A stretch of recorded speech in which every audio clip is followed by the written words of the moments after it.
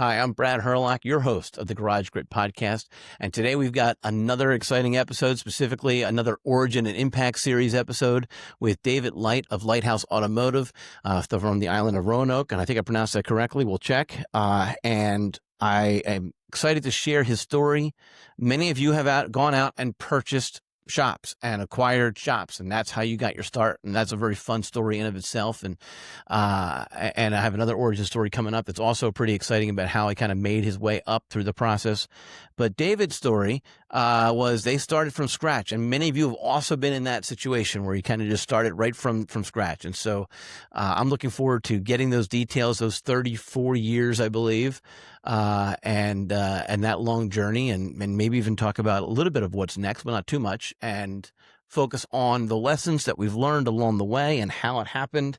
I think you're going to be enjoying this story. So let's actually just get started. David, good to have you here. Thank you for coming on.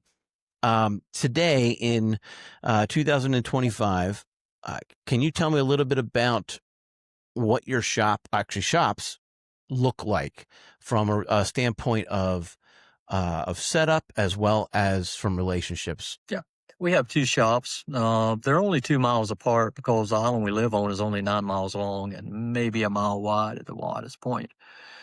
We have 7 bays in one shop and 4 bays in the other. So we're close enough we can share a lot of stuff back and forth and shuffle cars back and forth if we need to, because we have special people in both locations. Special people as in specialists? Yes. Okay. Yes. So domestic, import, those types of things. Yeah, we're very lucky.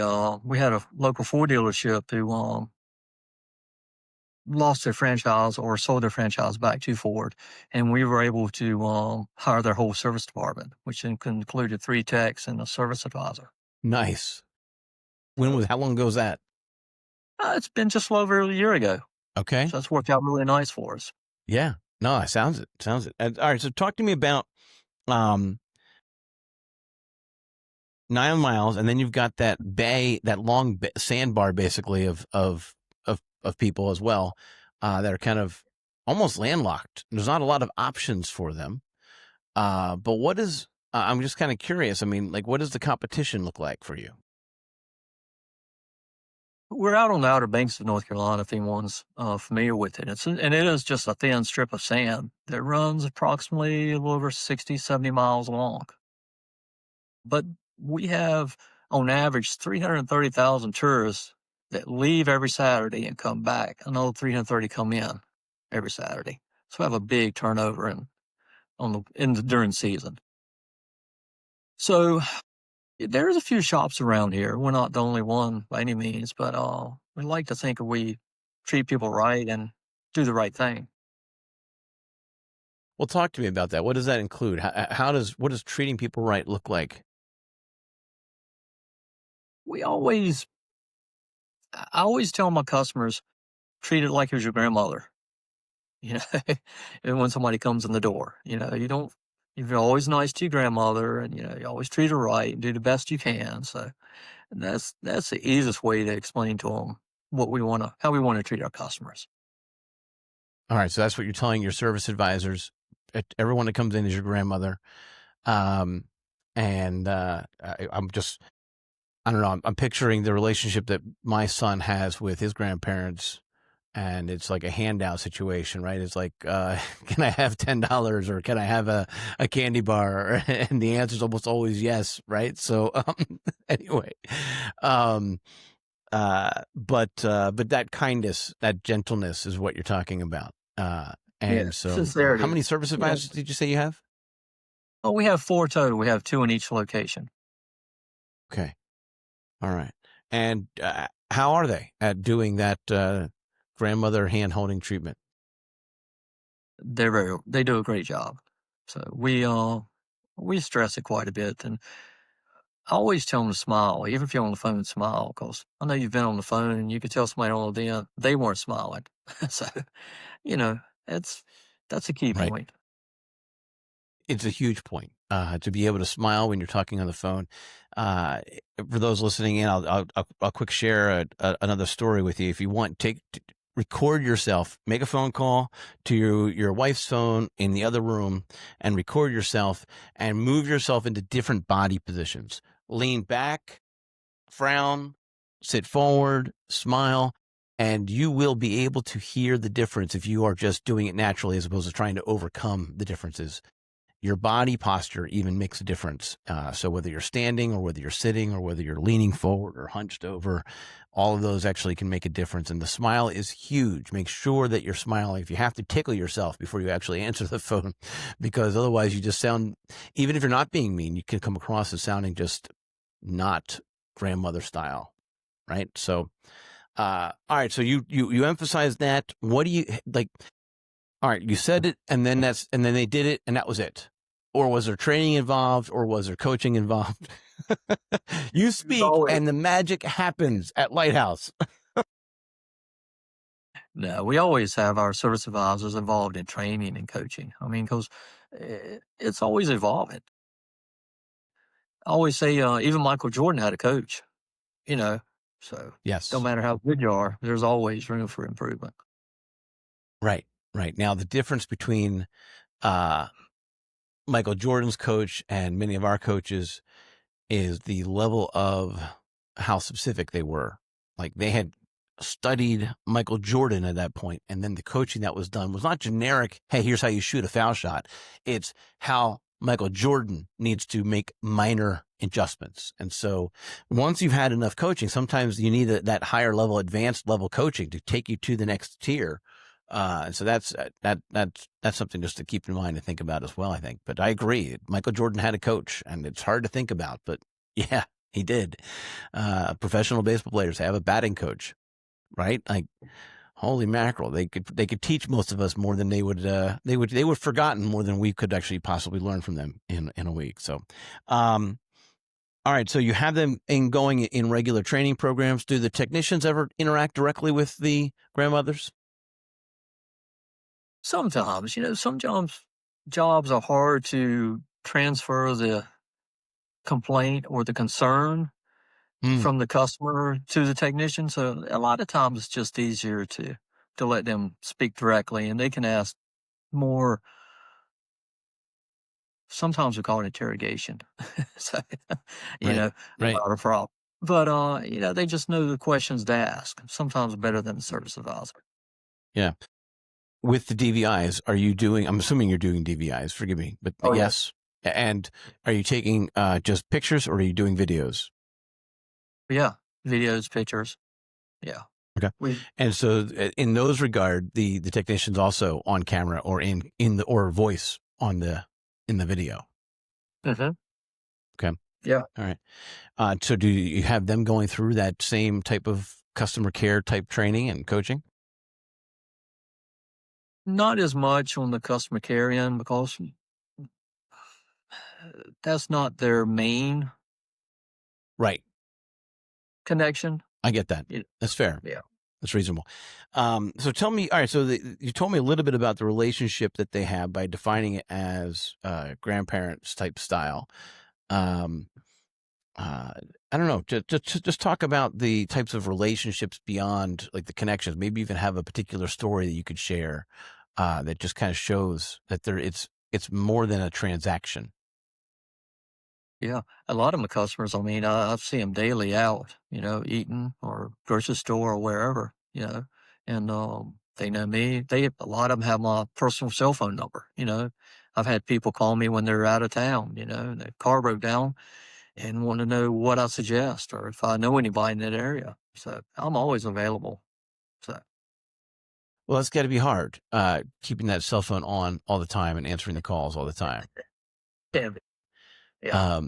How much is it actually on your hip at all the times? I mean, you've got a beach there. You don't go to the beach and just kind of like disconnect? Yes and no. It depends. It's some of those days, yeah, you just turn the phone off and leave it in the truck. And when you get to the beach, and other days, you don't mind talking to a couple of people. But it's not that every one of them have my cell phone, but the important ones do. I get it. Yeah, so. the ones that have been with you since you started, right? Those, especially yeah. those, right? And Yeah, we have people that's been with us since the very first day. Right. So Right. Now, what was that like? And how did you come to the decision to start doing that? I felt it was one of our unique selling points. And oh, if let's say you go into McDonald's or somewhere, you don't you don't know who works there, and you can't talk to them, and you can't tell them how you feel or if you have a problem or something like that. To solve it. But if they have direct contact with me if they need it. Yeah. Yeah. No, I get that. All right. So let's dial back 34 years, or let's go back 35 years. And what were you doing? And what were you thinking about doing? How many years have you been married, by the way, as well? 34. Me and my wife have worked together the whole time. Okay. Wait, so you got engaged and started a shop in the same year? I was well, I've always worked on cars. I mean, if you want to go back to the very beginning, yeah, it was Let's in the do it. Let's go back to the backyard beginning. with Let's it go was in back the to the very beginning. backyard with a tree, literally a tree. Okay. But yeah. And then I got one of these little metal sheds that you get from Sears. They had like 20,000 bolts you had to put together. And it was like 8x8. And that kept my tools in it. And then I got a piece of concrete. And I thought I was big stuff when I got a piece of concrete. So, but Well, I just let's went actually from dial back. I'm sorry. Before we go there, let's actually dial back even further. Like, how did you get into the auto space to begin with? Like, were you a teenager messing with cars, or what was it? Well, were you working at a shop as a? well, when I was little, my parents, I disassembled every toy I got. I mean, my parents would threaten me not to take a toy apart. And it's just I've always been working on something. I don't know why, but that's just the way I've always been. Took auto mechanics in school, went to trade school, and went from there. Okay. All right. And so, uh, what was the decision that said, okay, I'm going to start doing this. I'm going to start my own business. Were you working at a shop at the time? I was, yeah. Okay. I'd worked at several shops, and I just didn't like the way they were doing it. The way they were treating the customers. Not that they were that bad treating the customers, but I just thought I could do it better. So, Good. and I wanted to go on. Yeah. Well, that's it. That's the common thing. All right. So did you move to a different area, or you've been on this island the whole time? Well, my family moved here when I was 8, so I've been here. What's that? Yeah. 53 years now. Yeah. So my wife was born on, or she was from the island, but yeah, we've always been here, and I've moved probably 200 yards from where we moved to when we moved here when I was 8. Okay. Quite a commute to go back home. Okay. Yeah, So, yeah. So and how did you meet your wife? she lived across the street, Nice. Nice. but Okay. that commute was short Small also. town. Yes. Yeah. That's right. Nice. Okay. Yeah. So you're working for another shop and you decide you're going to start your own thing and you're engaged to your wife at this point. And, Yep. all right. And so tell me the conversation that you had with her. Well, we found a place to live, like say, very close to where we both lived, and it had a Quonset hut next door to it that was attached to the property. And I was like, "Oh man, that's a nice. That would be at the shop." It's a guy. You don't look at the house; you look at the shop. So we bought it before we got married, and we fixed the house up and fixed the shop up, and we started working there at night, and then took a didn't work every day, worked maybe 4 days a week, and then 3 days a week, and then 2 days a week, just slowly easing into the shop. And that's how we got started. Okay. All right. At what point was it your full-time gig? It was probably right after we got married. We just said, we can do this. We can, we can make this a full-time job, and we can work the hours we want to work. So Right. not that Well, worked out that's very the, good, but it doesn't work out that way. I mean, you just mentioned you're taking your phone to the beach some days. So, it doesn't work out that way. there used to Anyway. be a there used to be a radio commercial I loved. It said, "When you own your own business, you work half days, any 12 hours you want." So, so There it is. That's not bad. Okay. And so what was it like trying to get customers? I mean, it's a small town, it's a small island. Everybody kind of knows everybody, right? Did they have their own school, their own high school on the island? we do. Yes. Yeah. Yeah. Have high school and Yeah. it's So a everybody small knows place. everybody. Oh, yes. I mean, Oh, yeah. Okay. yeah, we're growing. But yeah, until just the last few years, we never advertised. I mean, because it was all word of mouth, and we were on a dead end road. I mean, way back off the main road when we started. So we were a destination garage for sure. Okay. All right. And so how many years ago did you move to the current location? We were at the shop here by our house. It's basically 3 bays, and we had finally ended up with 2 employees, me and my wife, and 2 other technicians. And we got to the point where we either had to get bigger, you know, to make the money we wanted, or get smaller. We were in that funky area where we would spend a lot of profit trying to keep up with everything. So we just happened to go to a expo with Napa, and we were at lunch, and these 2 guys come walking by, and they were looking for a place to sit. And I was like, "Go ahead, sit down with us." So we got talking to them, and it was Dan Gilly from RLO in Victoriac. And we got talking to him. I was like, y'all really need to check out our stuff. So we did, and we ended up joining RLO. And we went from we were doing a little over 500, grossing 500 a year here at a house shop. Joining them the first year, we went to like 750. That's what a coach can do for you. And then a couple years later, we bought a 4-bay shop. Yeah, we went to the 4-bay shop, and after a couple years, we were like 900. And then last year, I think we were like 1.4. So then a couple years ago, another shop come available, the 7-bay, and we purchased it, and it's going strong too. So my only regret is I should have got a coach about 20 years earlier. Okay. Okay. Oh, I'm just thinking about that, just like thinking through the timeline. So you were at the shop next to the house for a long time, Mm-hmm. decade and a half almost. Yeah. Okay. Okay. Yeah. And I feel like that's the story, or that's where the most interesting part of the story is. I think that's just the part that a lot of people can resonate with, those starting years, right? And how do you start on a faster path? And, your message is figure it out, invest in a coach, figure it out, find the right resources to rearrange your budget. You've got to make that's a must make investment. That's very interesting. What do you think that you were doing wrong before you got the coach? Like the coach pointing out, and the next thing you know, you said you got an extra $250K. Like, what was stopping you from that before that? We were operating on theory that we had money in the bank, so we were doing great. I mean, we didn't look at profit. We didn't look at, cost of labor. We didn't look at any of the numbers, the KPIs. We just went in the year and we had some money left over. So it was a great You year. must be doing fine. Got it.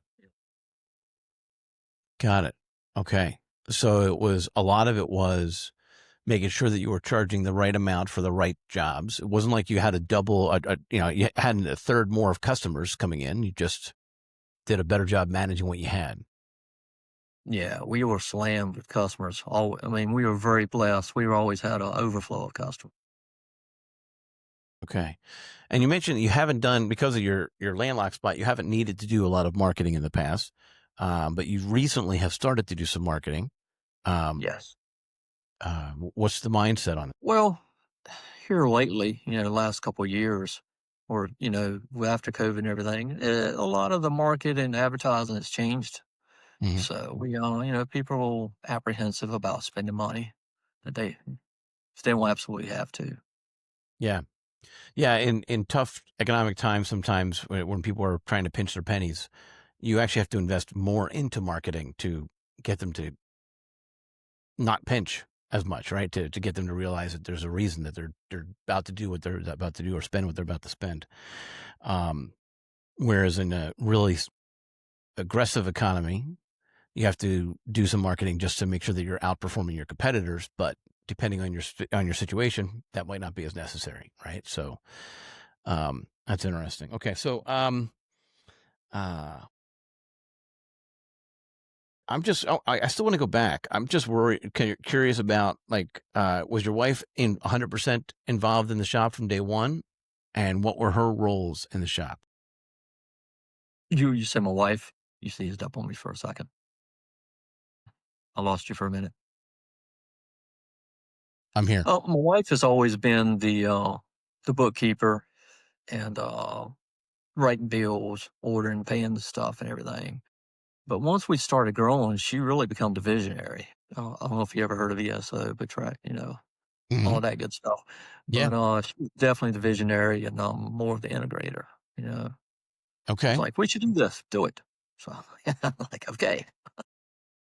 All right. So, Have you both read those books or take classes? well, yes, read a lot of books. Traction's not the easiest book to read. I've tried 3 or 4 times, and I've got through it a couple times, but I can't say I've absorbed it. But, Now, are you reading it on paper while sitting on the beach, or are you listening to Audible? I've done both, Audible on planes and tried to read it, at night at home, and, like I say, it's not an easy book to read, but it's well worth it, don't get me wrong. Okay. It has a lot of great ideas. And it's packed with ideas, and that's why Oh, it's yeah. not easy to read. I should say it's not easy for me to read, maybe. Okay, that's okay. All right. There's a lot to Do you read, listen to a lot of those types of books, training type books? I do, yeah. Okay. All right. So over the weekend, a friend of mine recommended an Audible book for me, and I just said to him that this will be the first non-educational book that I'll be listening to. Like I don't like that's what I do. I listen to those types of books on Audible. Sometimes it's uh, sometimes it's training, and other times it's just like history type education type things. So I've always been fascinated by, particularly the Revolutionary War, and what that took to actually get us to be a country. I find that really really fascinating. Um, and those who say, and this is, I'm sorry, I don't really get into politics, but those who say that we are in a very crazy elevated political climate need to do some more research on the political climate of the 1770s. We're not there. We're not as nearly as vicious as they were. So anyway, that's just a side point. I'm not a historian, but but that's what I've gathered from my reading. That we're but anyway, back to us. So all right, so Traction. What's the current book that you're reading? I just finished Never Split the Difference, and it talks about negotiation skills. That's a good question. I don't know. I can't remember right this Okay. second. All right. So, You know what? We're gonna look it up. We'll look it up. We'll find it, and then we'll probably tag it in the show notes as well. Never split the difference. You said. Okay. And your wife is also into these books, the same types of books. Do you coordinate with her? Hey, here's the book I'm going to be reading. if she gets one she likes, and she feels like it really speaks to her about our situation, yeah, she'll give it, recommend it to me, and I'll do the same thing with her. So, Okay. So it's not an exact same book list, but I mean that makes sense, right? You have a business partner, you have a life partner, right? I mean to make sure that you're on the same page, read the same books. So yeah, yeah. so that makes good sense. And how long has she been the visionary of the company? I say once we had a coach that Okay. really, And that was about 10 years. our 2017, 16, something like that. Okay. So it's been really new, this extra growth that you've experienced. Like, Yeah, you it's didn't feel that you actually were struggling. You didn't feel necessarily that you were struggling. You felt like you had stuff left over, but it's only been the last 8 or 9 years that it actually has kind of blown up for you yeah, in a good way. yeah. Okay. All right. Well, that's fun. Okay. And are you using the same coach that you were using in 2017? I'm sorry. Are you using the same coach or have you changed coaching groups? Well, we had John Waffler with RLO, and John, he retired. So now we have Jennifer Holbert from, and of course, Okay. Institute and the RLO merged. So it's the Institute now. So yeah. Got it. Got it. Okay. All right. I But always we've like to been with give a them the whole shout out when time. you can. What's that? We've been with them the whole time. Okay. So yeah. All right. Is there anything particular in their program that kind of that kind of says this was a big difference maker? Not the only, but anything in particular that was a big difference maker? Probably like I said, the biggest difference they got me thinking on were the numbers parts. But also the big part that we really like about the 20 group is we have all of our other members that we talk like daily, 2 or 3 times a day to somebody in the group, just to either bounce something off them or them off us. And it's nice to have somebody find out that they're having the same issues we have, that you're not the only one that's run into this problem. 2 to 3 times per day in that Yeah. peer group. I mean, a lot of it's through WhatsApp or, text or back and forth email. No, I get it. Yeah. Right. Right. Right. But that's quite a bit. That's quite a bit of knowledge sharing too. That's fun. Is there particular people in the group that you're more likely to go to, or is it more of, okay, this is this particular make and model of a car, and so I should talk to Jeff or whatever the situation is? It's kind of both because we have a couple guys in our group that are transmission guys. And if we have a question on a transmission, we'll bounce it off Sure. them. We also have people in the group, mainly European, so we can have that. Some of them are Asian, some Okay. are domestic. So it's a lot of knowledge there. Right. So, and it's not just about business processes, right? It's not just about shop management. Right. It's also about dealing with the actual car in hand. Yeah, and customers, and I mean shops, and we go on vacation with quite a few of our members. I mean, we become really, really close friends. Yeah. Good. Good. Do you guys get together on a regular basis or a semi-regular basis annually or something like that for like a conference? Well, we get together quarterly through the institute. We Yep. go to a destination, a shop to have our meetings, and we'll usually go 2 or 3 days early or 2 or 3 days late and hang out, with our good friends. Okay. And I All actually have right. a friend who lives in Tennessee, and we were having little issues with our DVIs, so he come down and stayed with us for a week just to help us with our DVIs. And we went to other people's shop. They had 2 technicians out, and I went up and worked with them, for a week to help them get through the bind, and it's really close knit. Yeah. Well, I'm thinking that that your shop's location is very attractive. Hey, come on over and help us. Sure, no problem. I can think of a couple other locations where I'd be like, yeah, can we do this virtually? so so that helps. That probably helps. Interesting. No, that's good. That's really good. I like the relationships that you talk about having. I want to get back to talking a little bit about the relationships that you kind of have with your customers, if you don't mind. You were talking about how some of them still have your cell phone number and they call you, but uh, what kind of relationships do you think do you have a handle or an insight on how the service advisors relationships with their customers? Like, do they know did they all grow up in the same area? Are they all like, oh, you're Judy's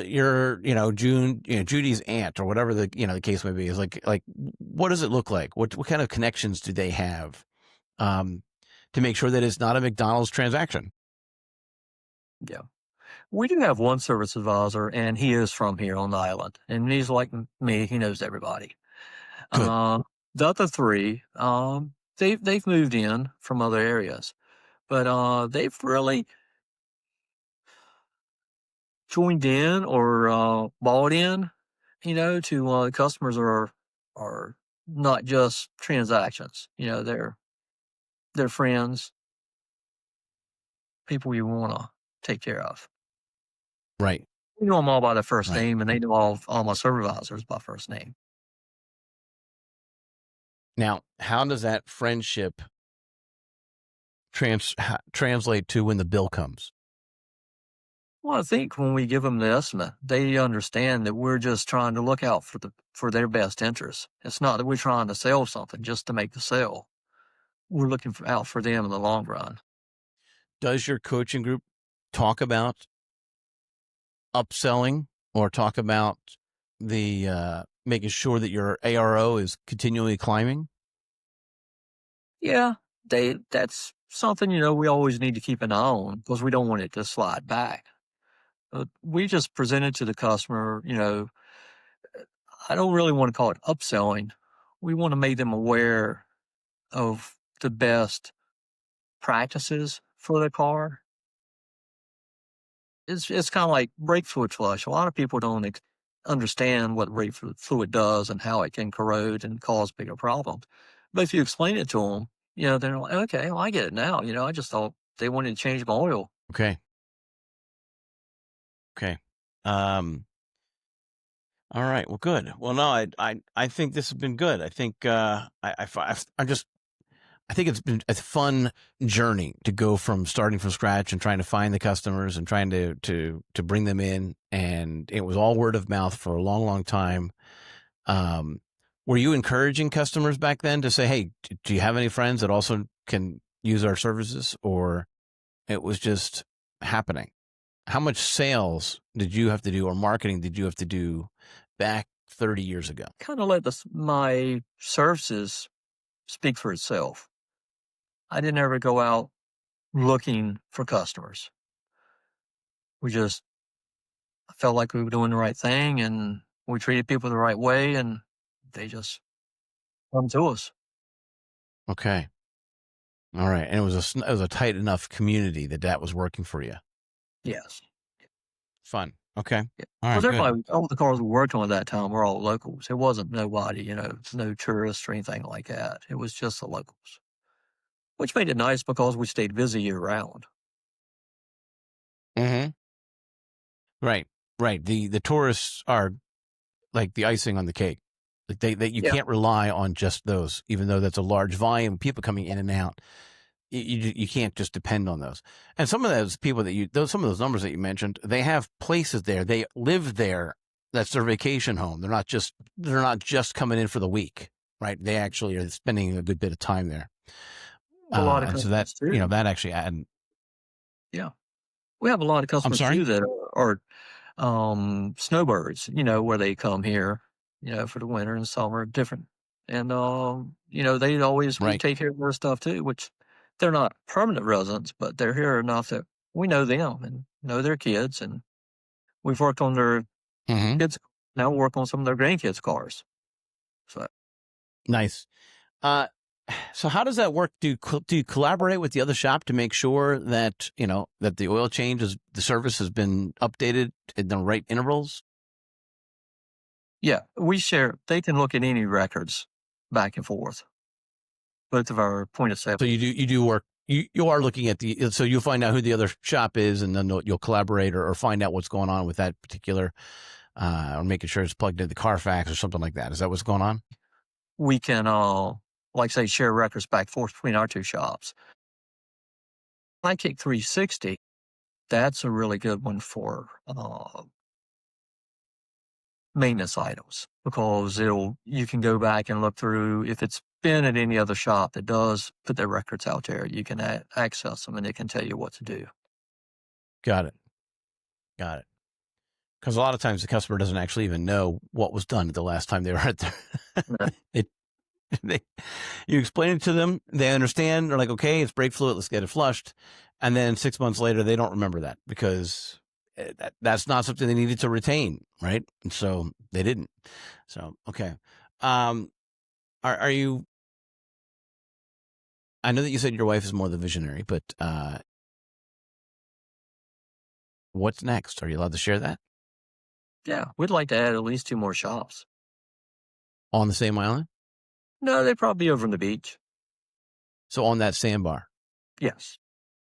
And Yep. are you talking about as far north as like Kitty Hawk or further south? Or what are you? Probably Kitty Hawk. Yeah. And So you would go to yeah, the extreme ends of where you're pulling customers from, 16 miles and whatnot from you, 16, 20 miles from you. yeah.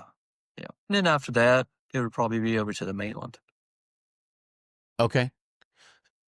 All right. Nice. Nice. Well, that's exciting. I hope you have some fun stuff in the works. And I imagine your coach is going to help you try to navigate, because you got to update all the systems. You got to bring it all under, the same, banner. And that takes a little bit of work and a little bit of stress. You ready for that? Yeah, they say 2 shops are the hardest done because you can't really afford to have the management team you need. But if you have 3 or 4, you can run the same number of shops with 1 team. So that's what they tell me. That's what my Okay. friends So, tell me. So okay. All right. So it sounds like you're expecting a little bit of headache or stress or challenge to get them all, under the same management structure. But then once that happens, it'll actually be easier than it is today. At least that's what you're hoping. that's what they tell me. So we're going to find Okay. out, hopefully. Okay. All right. Well, we'll have to have you back for that conversation then. That sounds like a plan. I like that. So, but thank you so much for being a part of this Garage Grid podcast, and thank you for sharing your story. And I really appreciate you and appreciate your time. And I know that there are people that have listened in and thought, okay, I'm doing this from scratch. Okay, what's my environment like? And asking those questions and thinking about your story and thinking about how it applies. So that's so I appreciate it. Thank you again.